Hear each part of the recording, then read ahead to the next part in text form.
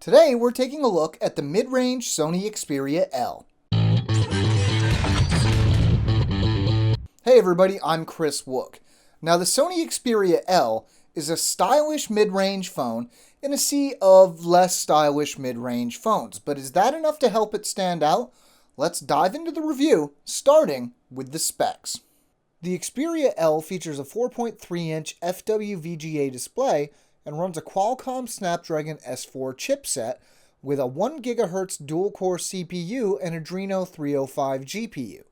For memory, we have 1 GB of RAM and 8 GB of internal storage, expandable by microSD.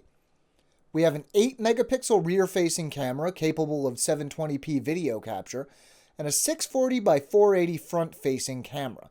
Powering everything, we have a 1,750 mAh battery.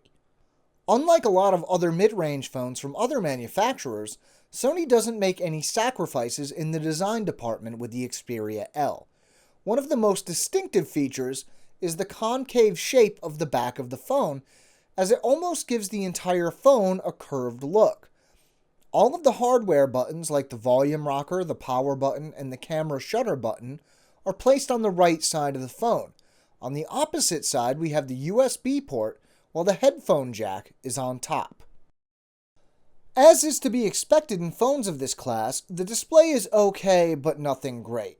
We have a 4.3-inch display with a resolution of 480 by 854 pixels, resulting in a pixel density of around 228 pixels per inch. While that isn't too sharp, text and icons look surprisingly good. For the most part, colors are represented well, and despite the low resolution, photos and YouTube videos look pretty good. To test the performance, first we started with Antutu benchmark. We ran the benchmark 10 times and took the average, ending up with a final score of 10,054. Next up, we ran Epic Citadel, which now has 3 quality modes. We started with ultra high quality and got an average frame rate of around 41 frames per second.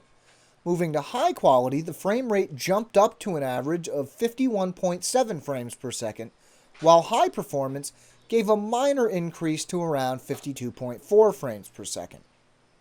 Real-world performance was solid, and scrolling between home screens and in the app drawer gave us no performance hitches. Apps launched quickly, and light gaming was no problem. The Sony Xperia L runs Android 4.1.2 Jelly Bean and is skinned with Sony's custom UI, which seemed to feel a little snappier than TouchWiz or HTC Sense. Changing the theme changes the color of the illumination bar, which is a nice touch. In addition to the stock Google apps, Sony has included a few of its own like Walkman, Album, and Movies. A few other apps are included like Neo Reader, the very cool File Commander, and AA Stocks, which should appeal to the more fiscally minded buyers of the Xperia L. While the idea of an 8-megapixel camera might sound cool, especially with the good reputation that Sony's image sensors have, there isn't anything especially interesting about the Xperia L's camera. Colors are well represented enough, but images tend to be on the fuzzy side. Low light performance isn't great, and the included LED flash isn't much help there. The same problems carry over to the 720p video capture. The auto brightness changes very quickly and very noticeably, but motion is fairly smooth, though there doesn't appear to be any image stabilization present. Sony claims around 8.5 hours of talk time for the Xperia L, which we've found usually matches up with moderately heavy use. This seemed to be the case here. Around 5 hours of fairly heavy testing brought the battery down to around 33%, while shooting and lighter testing on a different day brought it to just 61%. Real-world use should keep it running longer. The battery is removable, so if you want to carry a spare or search for an extended battery, that is possible. In the end, while its general performance is right in line with a whole bunch of other mid-range phones we've looked at, what might give the Sony Xperia L a chance is its unique sense of style. Now, everybody has different tastes, so it might not appeal to you, but it is definitely worth a look. If you'd like to know more, we have an in-depth written companion to this video at AndroidAuthority.com. You can find the link to the article down in the description.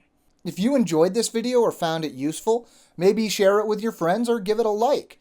If you want to stay caught up with everything we're doing, make sure to subscribe to our channel. I'm Kris Wook for Android Authority, and as always, thank you for watching.